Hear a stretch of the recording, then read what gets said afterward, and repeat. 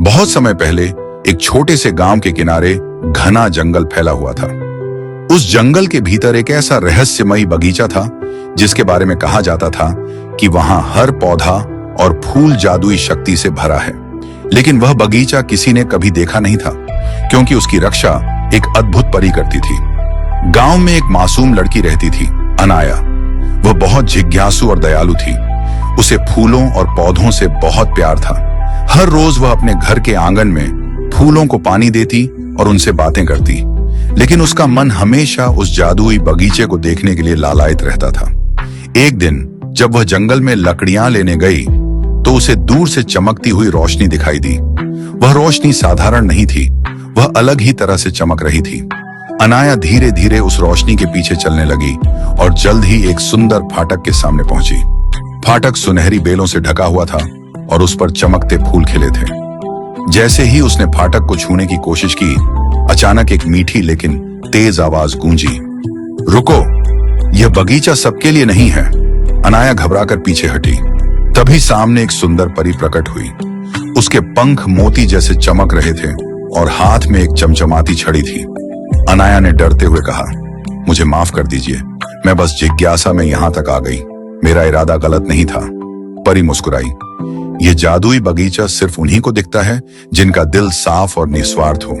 तुम उनमें से एक हो, लेकिन बगीचे में प्रवेश करने के लिए तुम्हें एक परीक्षा देनी होगी। अनाया ने सिर हिलाया और कहा, मैं तैयार हूं।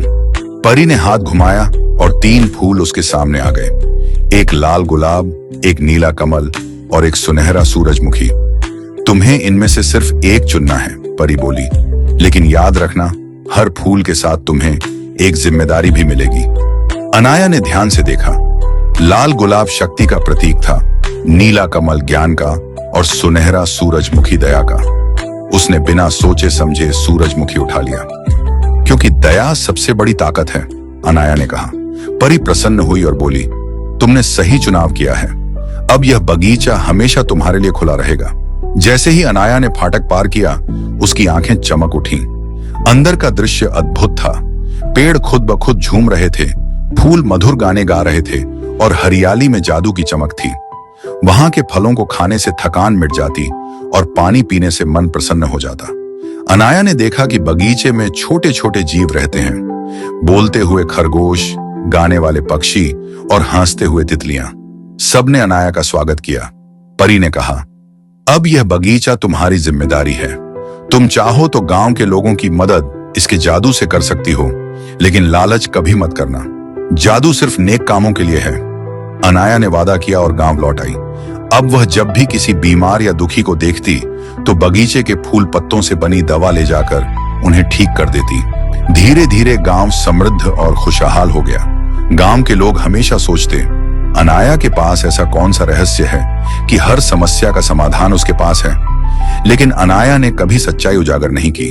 परी दूर से यह सब देखती और मुस्कुराती। वह जानती थी कि बगीचे का जादू सही हाथों में है। कहते हैं, आज भी वह जादुई बगीचा वही है, लेकिन सिर्फ वही उसे देख सकता है जिसका दिल अनाया जैसा सच्चा और दयालु हो। अगर वीडियो पसंद आई हो तो लाइक करें और चैनल को सब्सक्राइब करें।